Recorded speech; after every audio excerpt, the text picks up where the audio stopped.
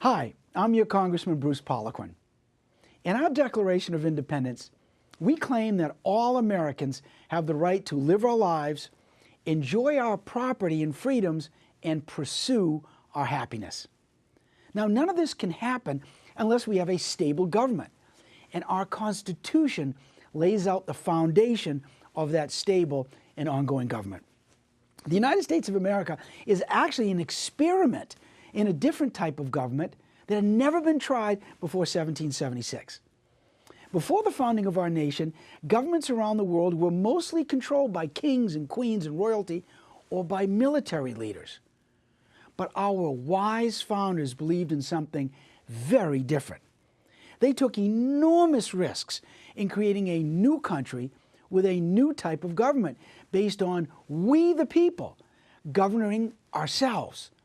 Now, we do that by freely electing our representatives who then create the laws in your hometown or your state capital in Augusta or in our nation's capital here in Washington, D.C.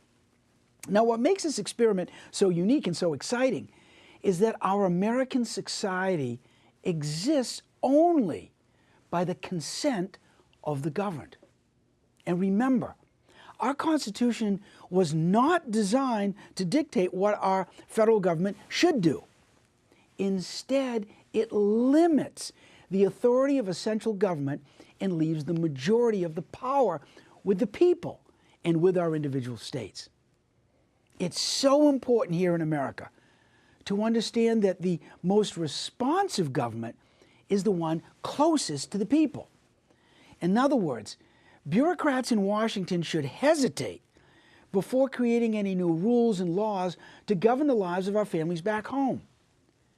That responsibility is better left at the local level. Our Constitution is unique in the world by, again, limiting the power of a central government in deference to we the people. You know, because we've had such a stable government over the last 242 years, which includes a tradition of peaceful transition of power from one set of elected leaders to another. Because of that, we've been able to prosper. Another critically important cornerstone of our Constitution is what we call the separation of powers among our three branches of government. In the legislative branch, your elected officials like me, we create the laws by which we live. The executive branch, which includes the president and his or her departments and agencies, they carry out those laws. And when there's disagreement, it's the court system, the judicial branch, which is the umpire. Now, what this all means is that no one person or branch or department or agency of the government can do what it wants. There are layers of checks and balances on all three branches.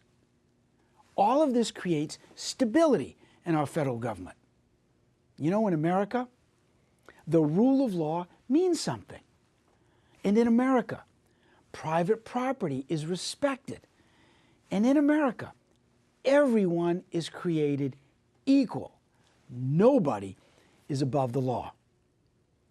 For 242 years, we've seen how our government, of the people, by the people, and for the people, you know, it can be loud and it can be messy. We know that. But it also works. And it's the best system there is out there. That's why we Americans have more freedom and more opportunity than any other country on earth. You know, it's so important that we all understand and we respect our Constitution because it's the foundation of our liberties, our prosperity, and our way of life. So as an American citizen, or someone who wishes to become an American citizen, it's your responsibility to learn our history and to study our Constitution. This is your country.